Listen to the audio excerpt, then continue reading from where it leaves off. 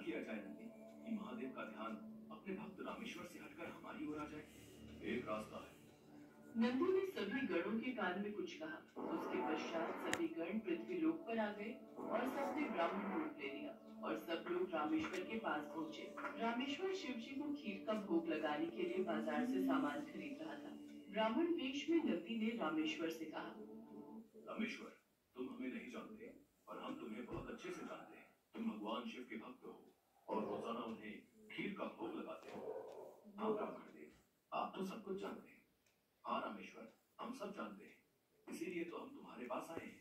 हमें पता है कि तुम महादेव के परम भक्त हो, पर तुम्हें पता है महादेव अब रोजाना खीर खाकर ऊब गए हैं। इसलिए अब तुम कुछ दिनों के लिए खीर का भोग रोक दो। तुम एक काम क्यों नहीं करते? तुम महादेव को सप्ताह में एक दिन खीर का भोग लगाया करो, जिससे महादेव को और अधिक स्वाद आएगा। अब महादेव को इतने सारे भक्त पूजते हैं, महादेव भी तो इतने सारे भक्तों के द्वारा दिए भोग को ग्रहण करते हैं। उनका पेट बहुत भर जाता है। अगर तुम उनको सप्ताह में एक दिन खीर का भोग लगाओगे तो उन्हें तुम्हारी खीर का इंतजार रहेगा और वो और अधिक आनंद से खीर खाएंगे। क्यों, हम सही कह रहे हैं ना? ये तो आप ठीक कह रहे हैं ब्राह्मण देव। इस विषय में तो मैंने कभी सोचा ही नहीं।